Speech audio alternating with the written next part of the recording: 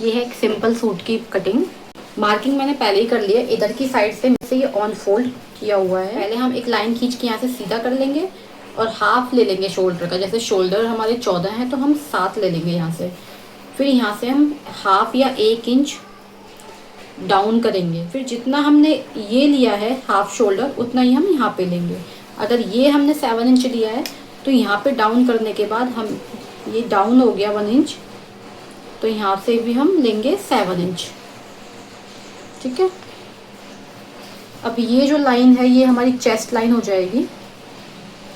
ये हमारी chest line है और चेस्ट लाइन होती है जितनी भी आपकी चेस्ट होगी उसे हम 4 से डिवाइड कर देंगे और उसमें 2 इंच यहाँ पे 2 से 1.5 इंच मार्जिन ऐड कर देंगे।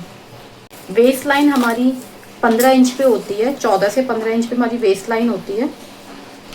ये देखिए ये 15 इंच पे है। ऊपर से हम 15 इंच पे अपनी वेस्ट लाइन लेंगे। ये हमारी चेस्ट लाइन है, ये हमारी वेस्ट लाइन है। वेस्ट लाइन भी हम जितनी भी हमारी वेस्ट होगी कमर का चौथा भाग लेंगे, उसे 4 से डिवाइड कर देंगे और 1.5 इंच उसमें मार्जिन के लिए प्लस कर देंगे। हिप लाइन हमारा ऊपर से 21 या 22 इंच के बीच में होता है। आप चाहें तो नीचा भी कर सकते हैं। तो ये मैंने अपना हिप लाइन 22 इंच पे किया हुआ है। अगर 22 इंच पे तो हिप लाइन भी सेम ही है। जितना भी आपके हिप हैं उसे 4 से डिवाइड करेंगे और जो भी आएगा उसमें 1.5 इंच प्लस कर देंगे। अगर आपको यहाँ पे ज़्यादा रखना है, ए लाइन शेप देनी है, तो आप ए लाइन शेप देके भी उसे आगे बढ़ा सकते हैं। मेरी टेबल छोटी है तो इस वजह से मैं इतना ही दिखा सकती हूँ। अब यहाँ पे आते हैं आर्म होल पे। आर्म होल ये बैक पार्ट है तो हम यहाँ पे लेंगे 1 इंच। 1 इंच हम यहाँ से लेंगे, सीधा लाइन खींचेंगे। आप चाहें तो यहाँ से ऐसे भी खींच सकते हैं।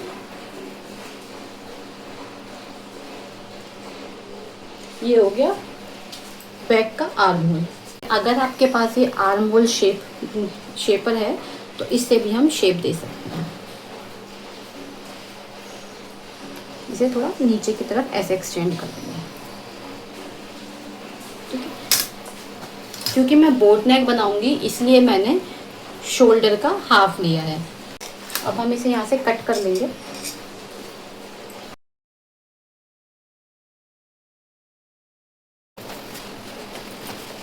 अब बोट नेक के लिए मैं यहाँ से लूँगी 4 इंचेस। मेरा यहाँ पे 4 इंच आएगा। आप बोट नेक के लिए जब भी लें तो या तो यहाँ से 4 इंच ले लें और यहाँ पे 3 इंच का आपका शोल्डर रेडी शोल्डर तैयार होना चाहिए। मेरे यहाँ पे 3.5 इंच आ रहा है, मेरा हाफ यहाँ से दब जाएगा तो मेरा 3 इंच रेडी होकर आ जाएगा। तो यहाँ से शोल्डर जो है वो 3 इंच का रेडी होना चाहिए और ये बोट नेक मेरी 4 इंच है तो मेरा परफेक्ट आ रहा है। तो इस चीज़ का ध्यान रखें। 4 इंच में यहाँ से लूँगी और मैं 3 इंच बैक का गला मैं छोटा ही पहनती हूँ तो 3 इंच में लूँगी यहाँ से। ये मैं बॉक्स तैयार कर दूँगी। और बोट नेक हमेशा ऐसे बनाया जाता है, ज़्यादा गोलाई में ऐसे नहीं बनाते हैं हम बोट नेक को, ये ऐसे बनाते हैं। ठीक है। तो ये ऐसे कट हो जाएगा। तो ये था मेरा बैक पार्ट। इसे मैं पहले उस पेस्टिंग पे बनाऊंगी तब उसे यहाँ पे पेस्ट करूँगी। मेरा फ्रंट पार्ट में मेरे कुछ इस तरह का डिज़ाइन दिया हुआ है ऐसा।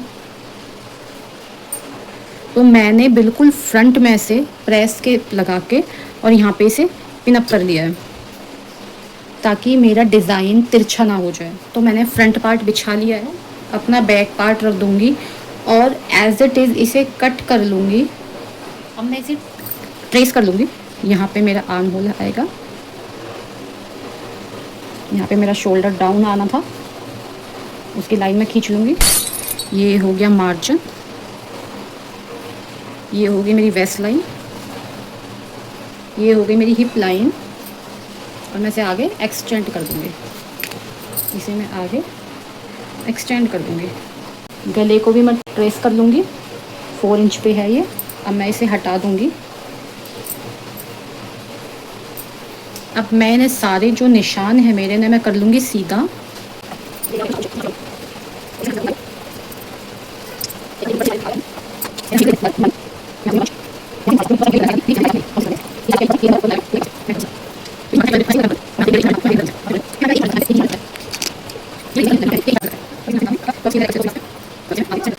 अब हम देखेंगे यहाँ से, ये हमारा बैक का आर्म होल था।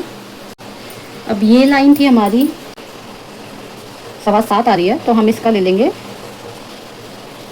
मिड पॉइंट, है ना। मिड पॉइंट लेने का एक आसान तरीका ये भी होता है,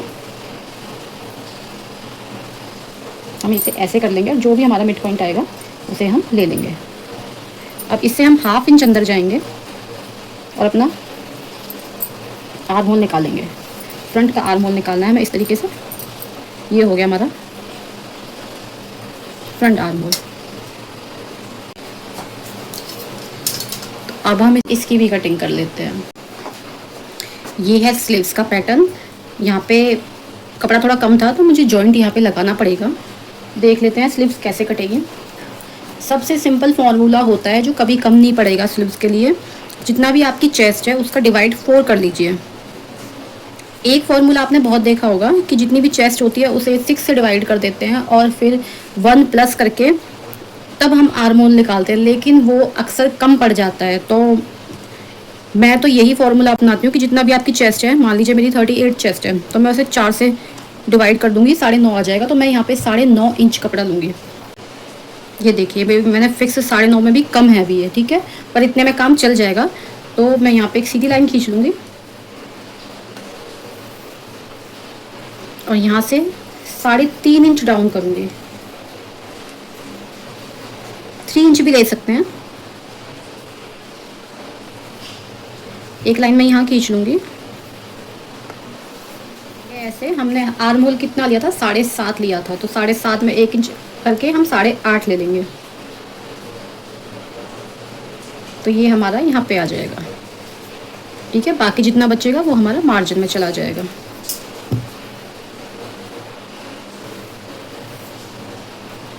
से लेंगे हम 1.5 इंच,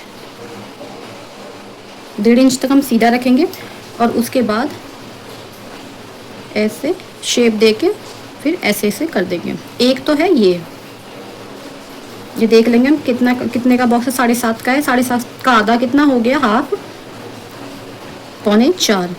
एक तो बॉक्स बनेगा यहाँ पे। तो यहाँ से हम उठाते हुए ऐसे हम ऐसे ले जा सकते हैं और यहीं से हम 1/2 इंच डाउन करते हुए ऐसे ले जा सकते हैं। या फिर आर्म होल शेपर मंगवाया हुआ है तो मैं इसी से अपना कर लेती हूँ। तो देखिए ऊपर के आर्म होल के लिए हम इसे इस तरीके से रखेंगे, बैक आर्म होल के लिए रखेंगे हम इसे इस तरीके से।